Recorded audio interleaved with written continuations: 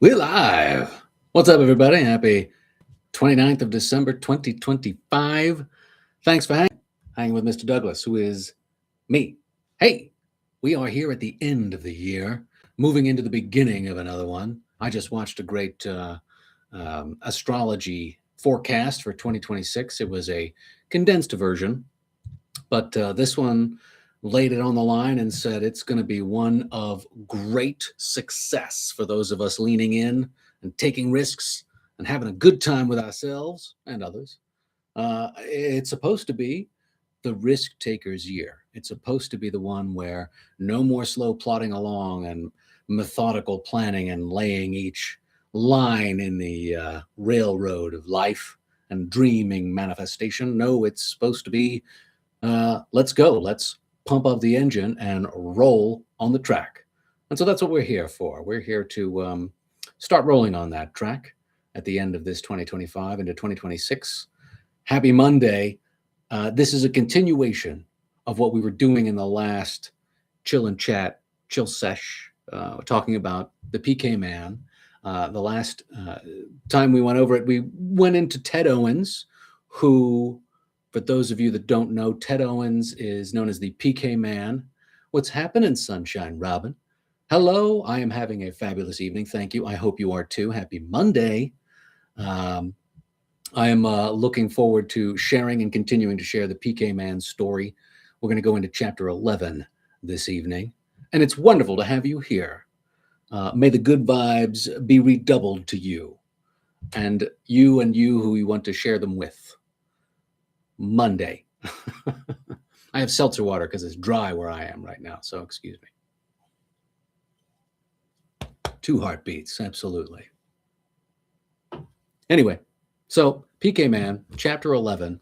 Ted Owens was probably the most documented modern psychic telekinesis, telepathy exemplifier in the US, at least from the 60s, 70s, and a little bit of the 80s.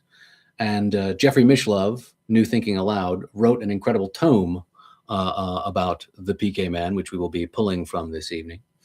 But the dude was an egomaniac. He was super powerful. Excuse me, seltzer. But he was real good at what he did. Last episode, we went through him messing for a decade plus with sports teams. First saying, hey, want to use me as your psychic voodoo daddy? And they all said, nah, we don't believe you. And he said, cool, I'm going to go against you then. And he did, and it worked, and he documented it. And so today we will continue on discussing, as I had portended in the last episode, chapter 11, without further ado, the final gift of the UFO prophet. Oh yeah, also, if we end up getting to it, we'll see, because it's a Monday. And we still have work tomorrow.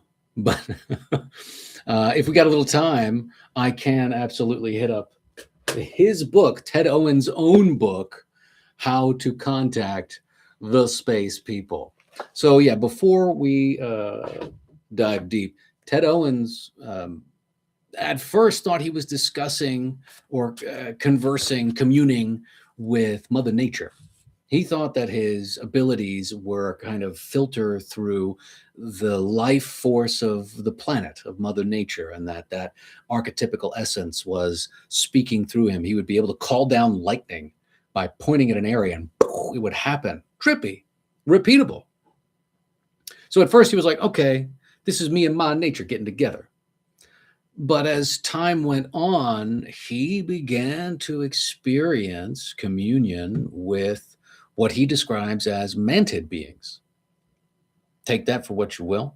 But mantid beings. The big eyes, the antenna eyes, the green, the whole shebang in a spacecraft that would hover around and respond to his psychic calls, his requests. His claim was that the 2 mantid beings that he was in communion with, Twitter and Tweeter, which again, once we get into his book, he goes into detail as to how he communicates with them.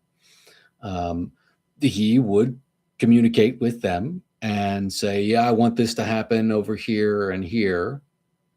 Doesn't seem like he would be doing this all the time, because at least in the last chapter that we went through, he was being very direct with his ability. But he claims that he would communicate with these mantid beings, and the mantid beings would go, "Okay, boss," although not boss. "Okay, let's roll, let's go." And that the mantids would say, "Yes, we are phased out of your particular time space reality, though we're very close to it. So timing is a bit of an issue. Don't be super exact, but give them a roundabout date and we'll get it done." And this was able to be, he would say, there's going to be a storm, there's going to be a lightning storm, there's going to be a blackout over San Francisco, Philadelphia. There's going to be crazy stuff in the weather that's going to happen around this time, and it would happen, and it was documented in newspapers time and time again. And his claim was that he was able to commune with these beings, and the beings would go, "All right, let's roll," and it would happen. Not every time, but like vast majority of the time. So anyway, Ted Owens was talking to mantids, and the mantids not only claimed that, at least according to Ted Owens, that they were working through him, but that they also worked, and that they opened him up. And because of his prowess with certain mental capacities, he was great. He had like a photographic memory, and was able to memorize vast sources and facts of information and retain that memorization really well. So they, according to him, complimented him on this ability. What's happening, Malkaz? Happy Monday. Happy end of 2025, Malkaz. It is fantastic to see you here, sir. We're getting into the thick of it with the PK Man. It's round 2 from the last chill and chat session that I ran a little while ago, pre-Christmas time. Great to have you here, talking about the PK Man. And the PK Man, his claim was that he was in communion with mantid beings that were slightly out of phase with our physical reality, but they were hanging out with Ted Owens. All right. Well, I'm happy you've been looking forward to it. Let's, some nighttime interesting thinking here. Let's hope they do not translate into bizarre dreams. And it's a pleasure. I mean, what a fantastic energy that the two of you have. It's great to have you both here. Thank you. Love the good vibes, especially on a Monday. So PK Man, talking to mantids, claiming he had crazy psychokinesis powers, that he had them and that they were working through him via the mantids. On we go into chapter 11 and possibly beyond, into Ted Owens' own book, where he discusses in depth how to commune with these beings. Spoiler, I did begin to engage in that process and quickly realized that it might not be the best idea, but it is a very clear, simple process. And I am of the mind that we are now able to get past the gate of, is it real? And the answer is yes. It's all real. We are far more capable, far more powerful innately than our recent past has allowed us to consider. But that comes with quite a bit of consideration and a need for discernment. And that is where we are now. And so how can we empower ourselves the right way?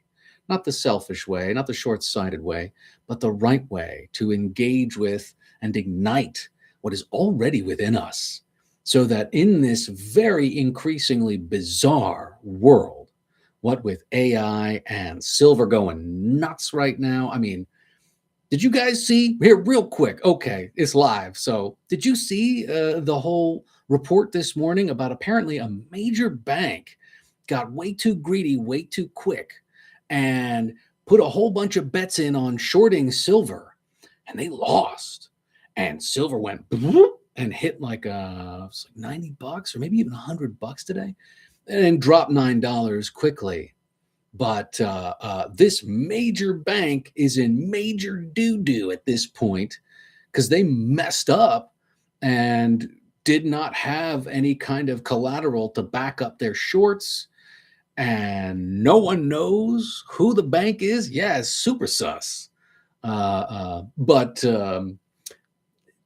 China at the moment is actually repeating history and saying we will pay more than what the Western market is asking for silver. We want all that silver because silver now apparently has been a breakthrough in battery technology when it comes to silver. Batteries are going to work 50% more efficiently. They're going to charge 50% faster. They figured out a way to use silver at a much higher level. And so silver is in demand at an industrial level like it's never had, like it never has been in modern history. I say repeating history because way back when the Silk Road was a thing, China was saying, we will give double for your silver. And so the burgeoning world trade that England was a part of said, okay, we'll take part. They, and along with Spain, England and Spain, sent their troops around the world into the New World and mined for silver. I mean, this is largely what, not completely, but largely what Cortez and Pizarro and, looking for the Fountain of Youth. The silver was a big part of this whole journey. And Spain and England to a lesser degree, but Spain was all about searching for silver and shipping it to China and making a massive arbitrage gain in terms of textiles and other raw materials back into their empire, trying to burgeon up their global hold on the global trade economy, silks, spices, what have you. And China was like, cool, give me your silver. We don't care. We can make this stuff. We can't make silver. And it was a big deal. And so now here we are, end of 2025, and China is saying, hey, we like silver. We'll pay you more for it because they see strategic advantage once again in hoarding silver. And again, here we have this bank in the US, or at least the West. We don't know which bank it is. Names have been bandied about. I won't say which ones because we don't know. We don't know. But a certain big old bank might be in big old trouble because they shorted silver and didn't have a backup. Now on to different news. So chapter 11, thanks for sitting through that silver report. But if you got silver, hold on to it because it's a good time to be a silver holder. So chapter 11, here we go, into Ted Owens, The PK Man Report by Jeffrey Mishlove. Great book. Can't recommend it enough. The Final Gift of the UFO Prophet. Here's a quote from Jeffrey Mishlove from his Psi Development Systems in 1980. As a culture, we're faced with the most awesome technologies for destruction that humanity has ever known. Torn by religious and political differences, searching for a deeper synthesis of knowledge than that attained by earlier generations. As a culture, we're looking for a balance, a unity, and harmony of spiritual and material values. I would say those within the culture, I would say you and me, yeah, that's exactly what we're looking for. I don't know about those who are attempting to shape and run this culture. I don't know if they're looking for that right now, but that's what we're looking for. Jeffrey says, I feel that we are very close to a higher equilibrium and that perhaps we stand at the brink of a new era. Here we are. It is within this context that I wish to place Psi research and the questions surrounding the training of Psi abilities.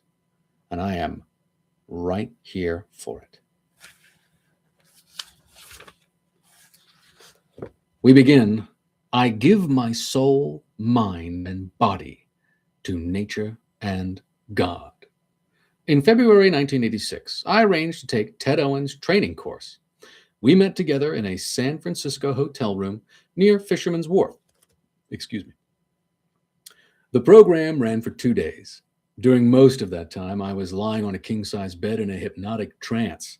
The training was audio taped, and I still have the complete set of cassettes. I was no novice when it came to hypnosis. I've used hypnosis and self hypnosis since a cousin, who was an amateur magician, taught me at the age of 16. The hypnotic suggestions I received from Owens, as imaginative as they were not at all outside the range of what one might experience in a variety of hypnotic programs. The fundamental message was one of positive thinking, and it is fair to say that the positive thinking or new thought movement has been associated with hypnosis and suggestion for well over a century. William Walker Atkinson, Joseph Murphy, Napoleon Hill, these names may ring a bell. More current offshoots might be Abraham Hicks, Wayne Dyer, certainly to a certain degree. But all the power of positive thinking, it's real. Whether you think you can or you can't, you're right. Owens, however, insisted that his training was not merely hypnosis, but that it involved a PK effect, a psychokinesis effect, as well as the influence of these space intelligences who were always working through him. And please, chime in if you're like, "What are you talking about, Mr. Douglas?" I'm happy to converse. It's why we're here. He began the session by asking me what I wished to accomplish at that point. My answer was clear. I had little desire to influence weather patterns or call down UFOs. I stated succinctly, I want to be very effective in communicating parapsychology